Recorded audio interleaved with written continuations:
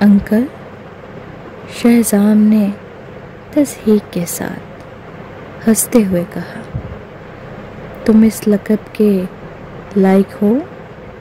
क्या तुम्हें नहीं पता कि तुम वही हो जिसने रेहाम को मारा? ये कहते हुए उसने आफताब को कॉलर से पकड़कर उस पर ज़बरदस्त वार किया।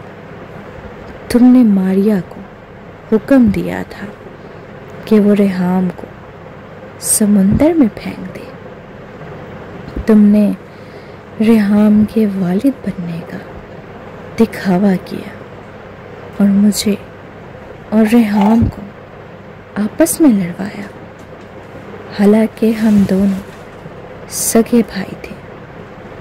तुमने मेरे वालिद को ऑस्ट्रेलिया छोड़ने पर मजबूर किया और मुझे बचपन से यतीम कर दिया। तुमने मेरी दादी को भी मारा और तुमने मुझे छोड़ने का कह रहे हो। ये इतना अच्छा है कि मैं तुम्हें अपने हाथों से मार कर नहीं छोड़ रहा। गुस्से में आकर शहजाम ने आफताब की गर्दन पकड़ के उसके जिस्म को सख्त लटकाया। आफताब 50 से ज़्यादा उम्र का था और वो आम तौर पर आरामदेह ज़िंदगी गुजार रहा था, इसलिए वो शहजाम का मुकाबला करने के काबिल नहीं था। ज़्यादा देर ना गुजरी, आफताब को इतनी शिद्दत से मारा गया कि खून बहने लगा। उसका चेहरा इस कदर सूज गया कि वो पहचाना ना गया। शहजाम ने उसके चेहरे पर पाँव रखा।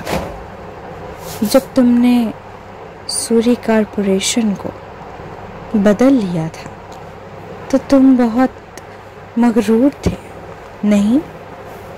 जब तुमने मेरी माँ को बट कॉरपोरेशन के मरकज़ी दरवाज़े पर जलील किया था, तब तुम बहुत खुश थे। हाँ आफताब, चाहे मेरी माँ ने बहुत सारी गलतियाँ की हों, वो फिर भी मेरी माँ है। तुम्हें कोई हक नहीं कि तुम उसे जलील करो। क्या तुम जुमैरा के साथ अपने बेटे को बहुत अजीज रखते हो? हाँ, मेरे पास उसको अज़ियत देने के 100 तरीके हैं। नहीं, आफताब खौफ के आलम में सर उठाकर बोला। पहली बार उसकी आंखों में एक मन्नत भरी नज़र थी। शहजाम, मैं हार गया। मैं तुम्हारा मुकाबला नहीं कर सकता, मगर बच्चा बेगुनाह है। मैं तुमसे दरख्वास्त करता हूँ, उसे छोड़ दो। हाँ, उसे छोड़ दो। फिर रेहाम को कौन बचाएगा? कौन रेहाम को बचा सकता है? शहजाम ने अफसोस के साथ चीखते हुए कहा, क्या रेहाम कभी बच्चा नहीं था? तुम वो थे जो उसे बड़ा होते हुए देख रहे थे। वो तुम्हें वालिद कहकर सालों से पुकार रहा था, फिर भी तुम उसे नुकसान पहुंचाने को तैयार हो गए। आफताब को शहजाम के कदमों तले दबकर सांस लेना मुश्किल हो गया। वो सिर्फ शहजाम के पाँव को पकड़कर बेचैन हो गया। वो सिर्फ 4 साल का है। अगर तुम चाहते हो कि वो जिंदा रहे, तुम्हें खुद को जेल में डालकर जो भी जराइम तुमने किए हैं उनका एतराफ़ करना होगा, फिर मैं तुम्हारे बेटे को बचा लूँगा। क्या तुम मुझे सुन रहे हो? शहज़ाम ने आफताब को उसके बालों से पकड़कर उठाया और कान में ठंडी आवाज़ में खबरदार किया। ठीक है। आफताब ने मायूसी के आलम में सर हिलाया। वैसे मैं ये कहना भूल गया था कि तुम्हारा भतीजा किहान, जिसे तुमने इतनी मेहनत से पाल पोस कर बड़ा किया, मोकवाए में जाकर गार्सन कॉरपोरेशन के डायरेक्टर से मुलाकात करने नहीं गया था। मुझे डर है वो कभी वापस नहीं आएगा। शहज़ाम ने बेतासुर लहजे में कहा। आफताब की आंखें फटी की फटी रह गईं। किहान वो जानशीन था जिसे उसने इंतहाई मेहनत से तैयार किया था। शहज़ाम ने सर्द और बेपरवाह लहजे में कहा, क्योंकि गार्सन कॉरपोरेशन के पीछे जो असल कुव्वत है वो मेरे वालिद बहराम खान ज़ादा है।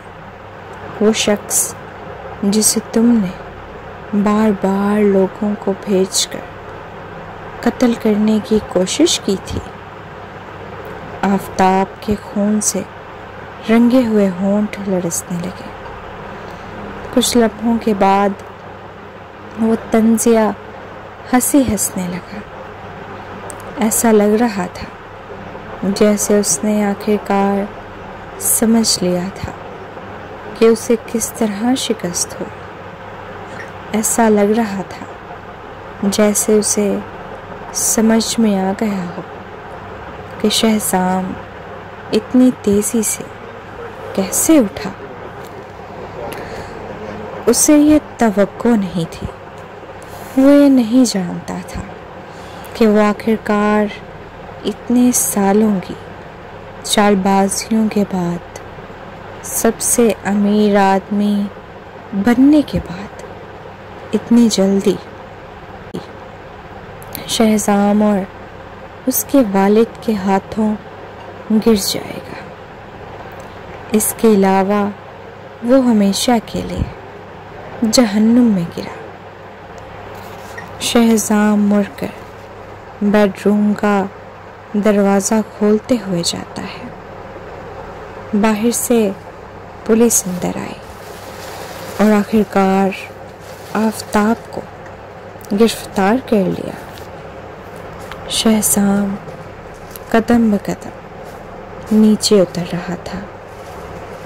आंगन में बहराम अपने पीछे शहज़ाम की तरफ खड़ा था और हाथ में सिगरेट पकड़े हुए था। डैड, हमने आखिरकार दादी और रेहाम का बदला ले लिया। शहज़ाम ने आहिस्ता आवाज़ में कहा और बहराम के पास पहुंचा। हाँ, लेकिन तुम्हारी दादी कभी वापस नहीं आएगी और रेहाम वो न जाने कब कोमा से बाहर आएगा भी यहाँ। बहराम ने सिगरेट का धुआं खींचते हुए कहा। फिर उसने सर उठाकर आसमान में सितारों की तरफ देखा। इतने सख्त आदमी की आंखों में भी आंसू थे। शहज़ाम के गले में एक कड़वा और दर्दनाक एहसास था। उसे वाज़े तौर पर इंतकाम मिल चुका था, लेकिन वो ये नहीं जानता था कि क्या कहना चाहिए। डैड, क्या हम माँ को अस्पताल जाकर नहीं देख सकते? लगता है उनकी चोटें काफ़ी गहरी हैं। शहजाम ने कहा, तुम जा सकते हो, मुझे उसे देखना नहीं है। बहराम मुड़कर जेब में हाथ डालकर चला गया। डैड, आप अब भी माँ की परवाह करते हैं, है ना? अगर नहीं करते तो आपने आज रात पुलिस के साथ जाकर उसे बचाने की कोशिश ना की होती। शहजाम अचानक बोला,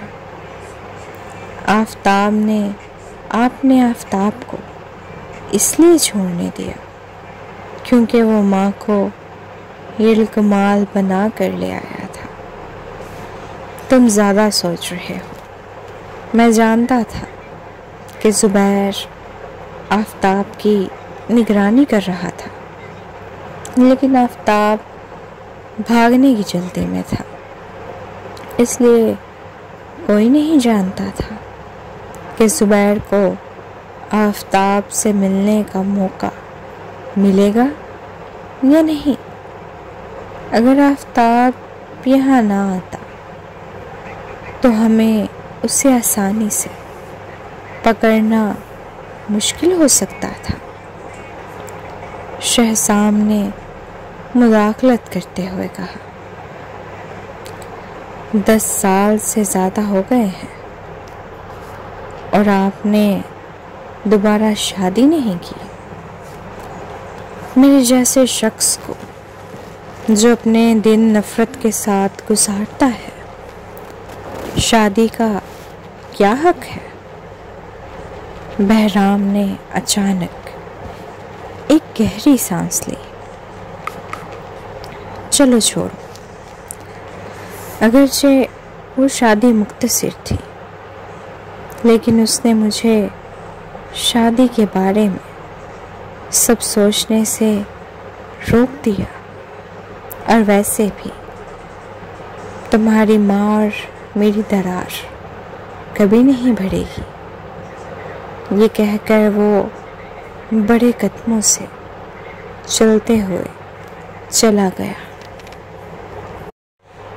6 AM जब शहजाम अस्पताल पहुंचा, अलीना को बचा लिया गया था। सबरीन और इशरत, जो एक दूसरे को बर्दाश्त नहीं कर पाती थी, इस बार आपस में नहीं लड़ी और पुरसुकून तरीके से वार्ड में बैठी थी। जब शहजाम अंदर आया, इशरत ने जल्दी से पूछा, क्या आफताब पकड़ा गया है? हाँ, शहजाम ने सर हिलाया। सब कुछ बहुत तेज़ी से हुआ। बट ख़ानदान के तमाम अफराद पुलिस की तहवील में हैं। इस बार ना सिर्फ आफताब के अगवा की हकीकत, बल्कि बट कॉरपोरेशन की तरफ से अपने हरीफों को दबाने और सूरी कॉरपोरेशन के माइक्रोचिप का डाटा चुराने का मामला भी सामने आएगा। ये बहुत अच्छा है, इशरत जज्बाती होकर बोली। चूंकि माइक्रोचिप का डाटा चुरा लिया गया था, क्या हम लैंडल ग्रुप से माइक्रोचिप की मलकियत वापस ले सकते हैं? ये मुश्किल होगा।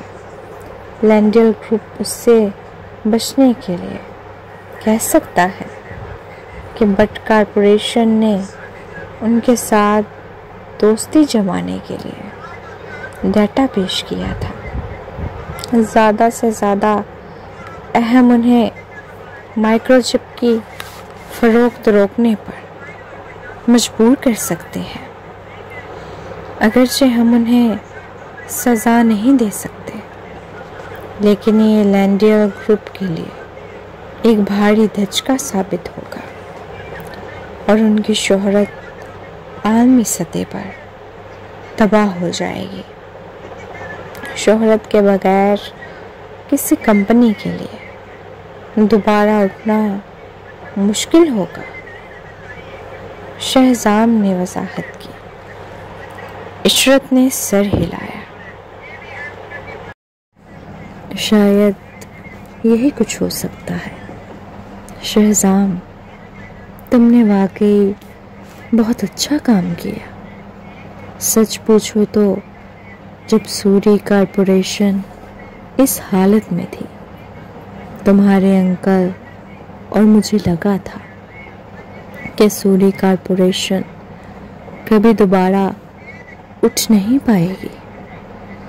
दर हकीकत मैं हाल ही में डेटिंग में मसरूफ़ था। कंपनी के मामलात में मेरी माँ ने मेहनत की है। शहजाम ने कहा और एलिना की तरफ देखा जो हॉस्पिटल पर पड़ी थी। इशरत शॉक्ड होकर, अफसरदा होकर नजरें झुका बैठी। वो पहले जहर जुबानी और बेरहमाना थी, लेकिन जब सूरी कॉरपोरेशन के मिसाइल का सामना हुआ तो उसने उन्हें बहुत कुछ सोचने और ख़ुद पर गौर करने का मौका दिया। शहजाम, तुम्हारी माँ सुनेद सूरी अंदर आया। जब उसने एलिना को ऑक्सीजन ट्यूब के साथ देखा, उसकी आंखों में सुर्खपन आ गया। अंकल सुनेद, आफताब पकड़ा गया है। चूंकि ऐवान ने दानिश को नुकसान पहुंचाया है, अब आप दानिश का बदला ले सकते हो। शहजाम ने सुनेद को देखा और कहा, मुझे पता है कि आप हमेशा मेरी माँ पर इल्ज़ाम लगाते हो। अगर वो उस वक्त आफताब को ना चुनती और ख़ानदान में ये मसाइल ना आते तो दानिश ऐसा ना होता। मेरे लिए आफताब के जराइम के सबूत हासिल करने के लिए मेरी माँ ने जानबूझकर खुद को यरगमाल बनवाया था। हालांकि हमने उसके जिस्म में एक ट्रैकिंग डिवाइस लगा रखी थी, फिर भी वह आफताब के हाथों जख्मी हुई। सुनेद ने गहरी सांस ली। असल में अब मैं उसे इल्ज़ाम नहीं देता। आखिरकार हम ख़ानदान हैं। लेकिन जब मेरी नज़र उस पर पड़ती है तो मुझे दानिश की हालत याद आती है और मुझे उसकी हालत एक मज़दूर की सी लगती है। इसलिए मैं उससे नहीं मिलता। शहजाम, अब वो कैसी है? उनके सर पर ज़बरदस्त ज़रब लगी है, इसलिए वो अभी तक कोमा में है। लेकिन वो सबसे ज़्यादा ख़तरनाक मरहले से गुज़र चुकी हैं। इशरत ने वजाहत की। ये अच्छा है। सुनेद ने सर हिलाया। ये बेहतर है कि हम माँ और वालिद को इस बारे में ना बताएं ताकि वो परेशान ना हो, क्योंकि वो बहुत बुरे हैं। बट ख़ानदान को आखिरकार सज़ा मिल गई है। जब आफताब पकड़ा गया तो अवैस भी काबू में था। मैं उस मौका पर बट कॉरपोरेशन को हासिल करने का मंसूबा बना रहा हूँ। शहजाम अचानक बोला, बट कॉरपोरेशन ने पहले ही 500 अरब डॉलर्स बरक़ियारात की सन्नत में सरमायाकारी की है और कई मसनूआत पहले ही सेमीफाइनल है। जब तक हम सूरी कॉरपोरेशन की ताज़ा तरीन टेक्नोलॉजी को इस्तेमाल करें, सूरी कॉरपोरेशन को बहुत ज़्यादा पैसे बचा सकते हैं। हम मैन्युफैक्चरिंग भी बढ़ा सकते हैं। सुनीत की आंखों में चमक आ गई। ये बुरा नहीं है, बट कॉरपोरेशन का सामान दूसरे कंपनियों के लिए कम कीमत हो सकता है, लेकिन ये सूरी कॉरपोरेशन के लिए बेहतरीन इजाफे होगा। शहजाम, तुम वाकई बहुत होशियार हो। इशरत भी पुरजोश हो गई। सूरी खानदान दोबारा ऑस्ट्रेलिया का सबसे अमीर खानदान बन सकता है। शहजाम ने सर हिलाया। वो भी काफ़ी जज्बाती महसूस कर रहा था। सूरी कॉरपोरेशन ने उसके हाथों ज़वाल देखा था, लेकिन ज़्यादा वक्त नहीं गुजरा था कि वो दोबारा उसके हाथों उठ खड़ी हुई। सुनीत ने शहजाम की तरफ देखा, जिसकी आंखों में सुर्खी थी। फिर उसने सबरीन की तरफ नज़र डाली, जो खामोशी से एक तरफ बैठी थी। उसने कहा, शहजाम, तुम्हें मिस सबरीन को घर वापस ले जाकर आराम करने देना चाहिए। तुम दोनों ने सारी रात मेहनत की है। इस जगह को तुम्हारी खाला और मुझे छोड़ दो। अब हमारी बारी है कि हम सूरी खानदान के लिए कुछ करें। शहजाम थोड़ी देर झिझका, लेकिन सबरीन पहले ही उसके पास आकर उसका हाथ पकड़ चुकी थी। चलो वापस चलते हैं और थोड़ा आराम करते हैं। शाम को फिर आ जाएंगे। ठीक है, चूंकि सबरीन ने कहा।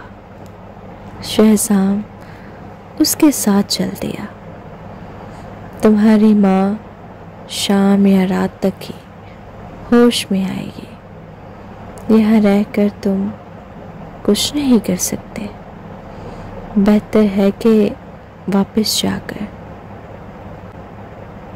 थोड़ा सोना, फिर तुम्हारे पास ज़्यादा तवानाई होगी और तुम मज़ीद काम कर सकोगे। सबरीन ने नरमी से वजाहत की। शहजाम का हाथ उसके हाथ में मजबूती से बंधा हुआ था। वो तमील खामोशी के बाद अफसोस से बोला, अफसोस है कि रेहाम ये सब नहीं देख सकता।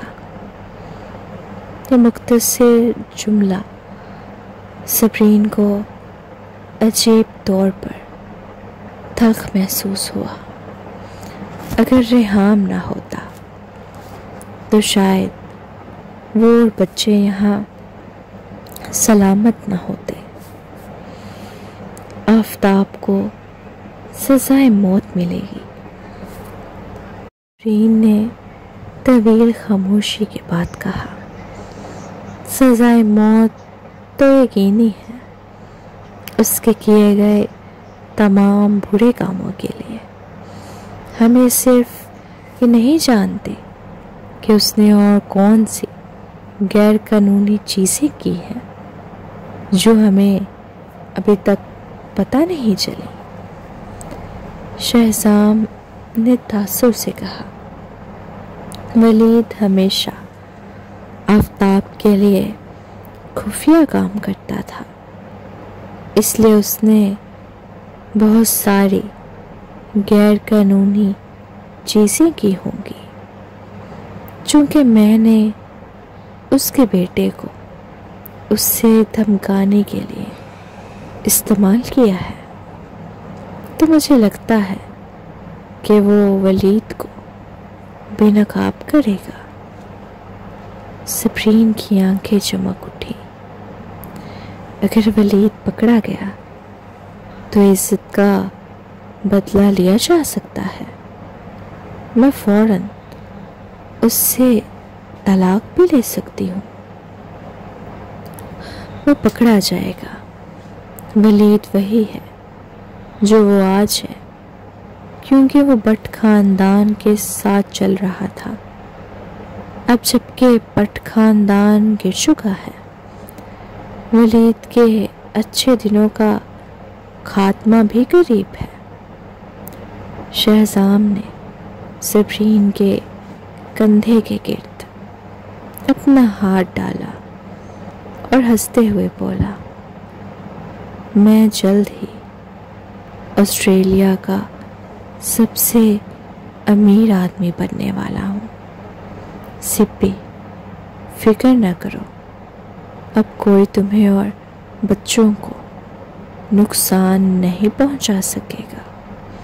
मैं तुम सबका मुस्तकबिल में तहफ़्फ़ुज़ करूँगा। क्या पता जब तुम सबसे अमीर आदमी बन जाओगे तो किसी और औरत को अपनी तरफ मतवज्जो हो जाओ। जब तुम सबसे बुरे वक्त में थे तो हिना तुम्हें अपने जाल में फंसा चुकी थी। अगर एक और मीरा आ गई तो? सब्रीन के सुर्ख होंठों पर एक तज़हीकी मुस्कुराहट थी। सिप्पी, मैं कसम खाता हूँ कि ऐसा दोबारा नहीं करूँगा। माजी में वो गलती करना इतना तकलीफ दे था। शहजाम ने जल्दी से उसे खुद से लगा लिया और कहा, और मुझे लगता है कि तुम मेरे लिए हमेशा खुशकिस्मती लाती हो। तुम देखो, जब मैंने तुमसे तलाक ली थी, फौरन मैं ऊपर से नीचे गिर गया और किसी ने मेरे खिलाफ साजिश की थी। मैंने अपनी जान भी कई बार तकरीबन खो दी थी। तुमसे दोबारा जुड़ने के बाद मैं फिर से उठ खड़ा हूँ। क्या तुम वो नहीं हो जो मुझे खुशकिस्मत बना रही हो? सब्रीन मुस्कुराई और आंखें घुमाई। तो फिर तुम मेरे साथ दोबारा जुड़ने का फैसला इसलिए किया ताकि तुम्हें मेरी खुशकिस्मती मिले? सिप्पी, तुम्हारी बातें मुझे वाकई दुख देती हैं।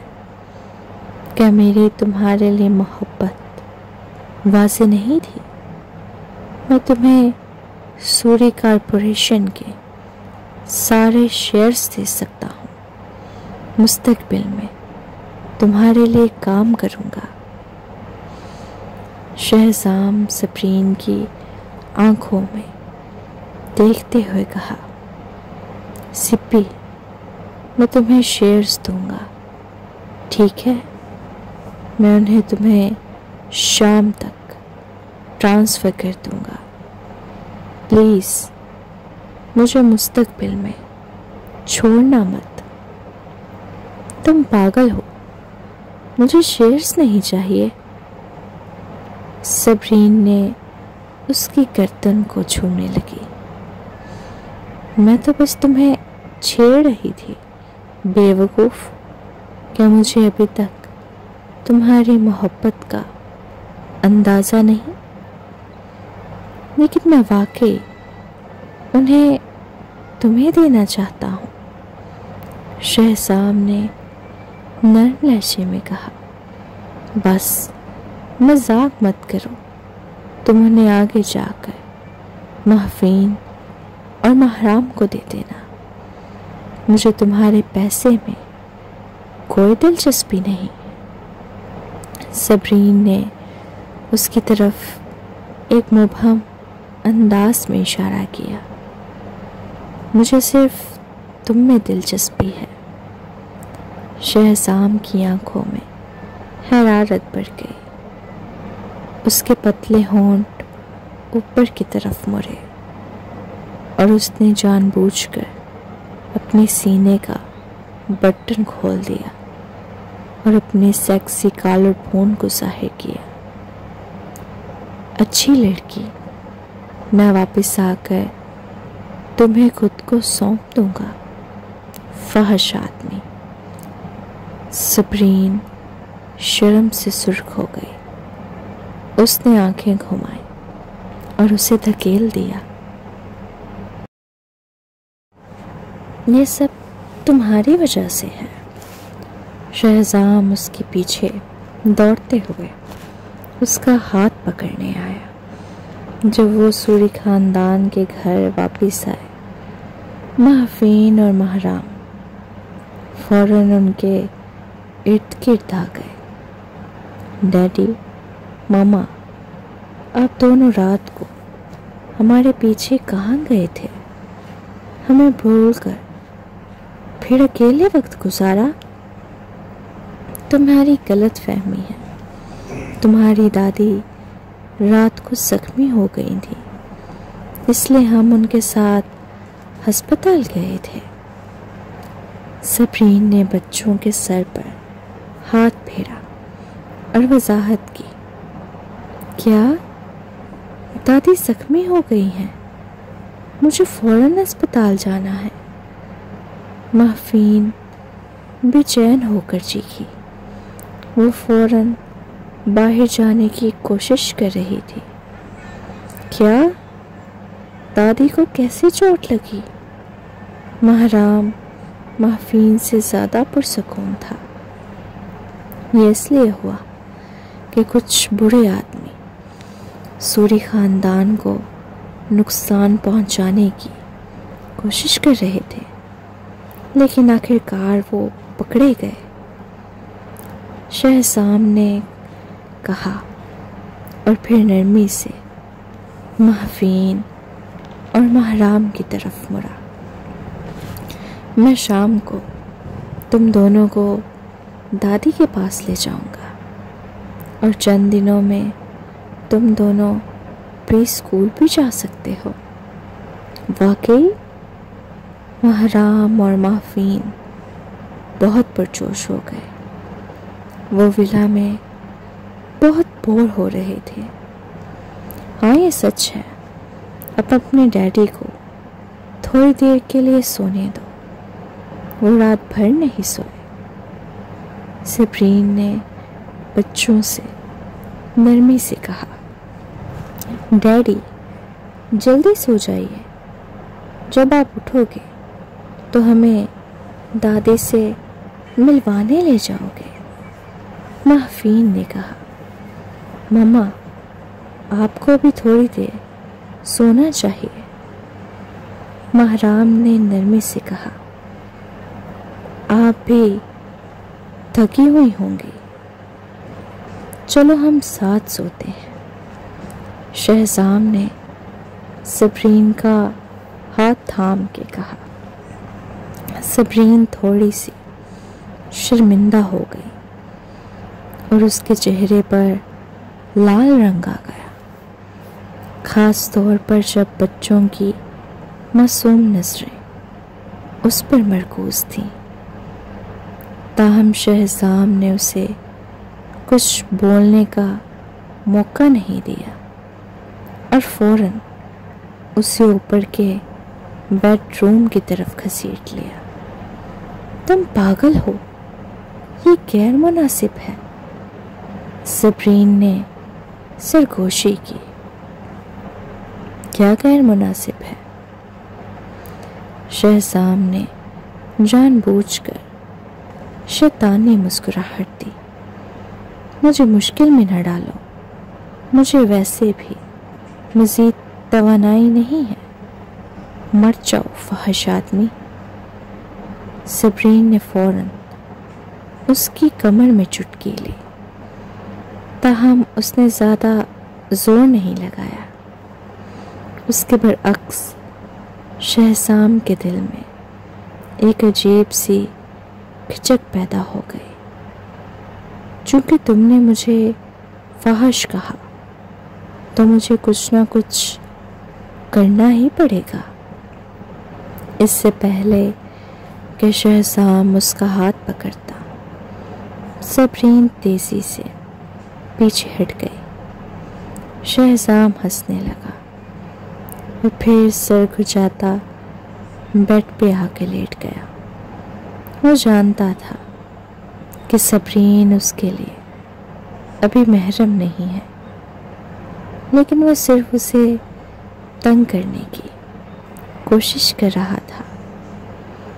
सबरीन भी बेड के करीब रखे सोफे पे लेट गए।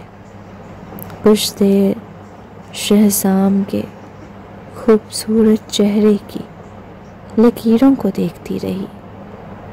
शहजाम की आंखें बंद हो रही थीं। सबरीन पे भी आहिस्ता आहिस्ता नींद की झपक गालिब आने लगी और वो सो गई। जब वो जाग उठी तो बच्चों की हंसी सुनकर आंखें खोली। उसने अपनी आंखें खोलकर महफीन का गुलाबी फूलों जैसा चेहरा देखा जो बहुत करीब था। मामा अब जाग गई। शहजाम भी जाग चुका था। मामा आप दोनों बहुत देर तक सोए। हम कब दादी को अस्पताल जाकर मिलने जाएंगे? सबरीन ने वक्त देखा। अब तक 3 बज चुके थे। चलो अभी चलते हैं। जैसे ही वो रवाना होने वाले थे, शहजाम को पुलिस स्टेशन से कॉल आई। लगता है आफ्ताब ने कुछ नए जुराइम का इत्तराफ किया है, इसलिए पुलिस ने मुझे बुलाया है। तुम दोनों पहले जा सकते हो। मैं हाथी को भेज दूंगा तुम्हारे साथ। सबरीन ने सर हिलाया। जब शहजाम पुलिस स्टेशन पहुंचा तो केस के इंचार्ज चीफ ने उसको आफ्ताब का बयान दिया। बयान पढ़कर शहजाम काफ़ी देर तक खामोश रहा।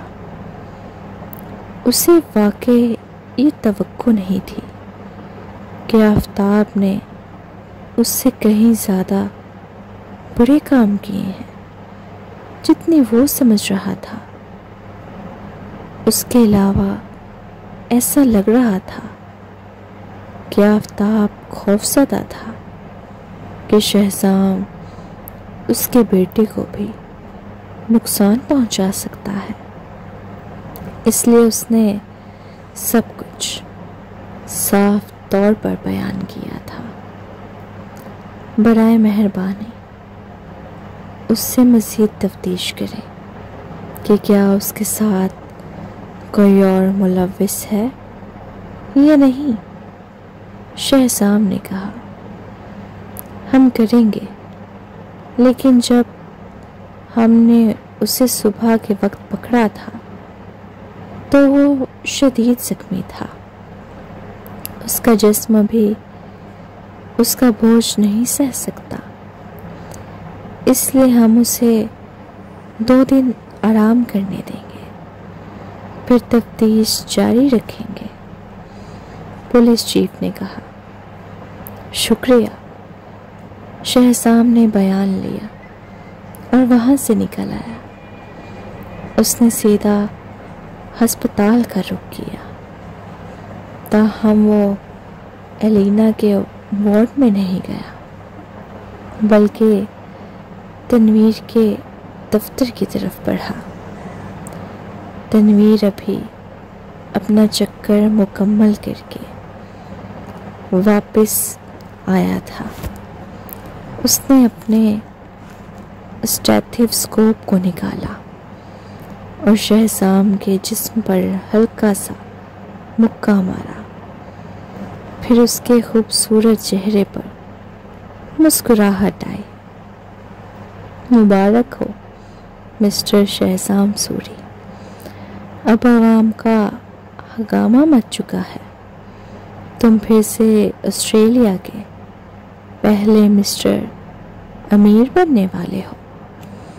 हाँ, तुमने फिर मेरी तवज्जो छीन ली। शहजाम ने तनवीर को त्योड़ी चढ़ाते हुए देखा और एक लफ्ज़ नहीं कहा। ठीक है, इतना संजीदा मत देखो। मैंने तुम्हारी माँ के इलाज के जिम्मेदार डॉक्टर से बात की थी। वो 1 या 2 महीने में मुकम्मल सेहतयाब हो जाएंगी। तनवीर ने मुस्कुरा कर कहा, मैं अभी पुलिस स्टेशन से आया हूँ। जब पुलिस ने आफताब से तफ्तीश की तो उसने कुछ ऐसी बातें बयान की जो मुझे लगता है कि तुम्हें जाननी चाहिए। शहजाम ने बयान तनवीर को दिया। 3 साल पहले रानिया वाकई हिरा की मौत के लिए फंसाई गई थी। ये सब कुछ आफताब ने प्लान किया था। तनवीर का जिस्म साख्त हो गया। उसने उस बयान को पढ़ा और उसके बाद कोई हरकत न की। तनवीर ने बयान नहीं लिया तो शहजाम ने वो वापस रख लिया। जो सबरीन ने कहा वो सच था।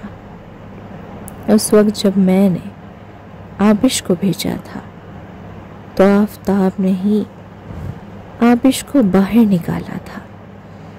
उसने उसका चेहरा हीरा जैसा बनाने के लिए प्लास्टिक सर्जरी कराई और फिर उसे मेरे करीब कर दिया। उस वक्त हीरा का बनाया गया दूध जिसे मैं पीता था उसमें दवा थी, जिसकी वजह से मेरी यादाश्त खराब हो गई थी। जब सबरीन को पता चला कि आबिश हीरा के भेस में थी तो उन्होंने एक साथ खेलकर असली हीरा को जला दिया। फिर इस जुर्म का इल्ज़ाम रानिया पर लगा दिया। तनवीर ने रुख बदला। उसका खूबसूरत चेहरा इतना पुरसकून था कि वो सर्द महसूस हो रहा था, लेकिन सिर्फ वही जानता था कि उसका दिल कितना कसक रहा था और वो चंद सेकंड के लिए दम घुटने की कैफियत महसूस कर रहा था।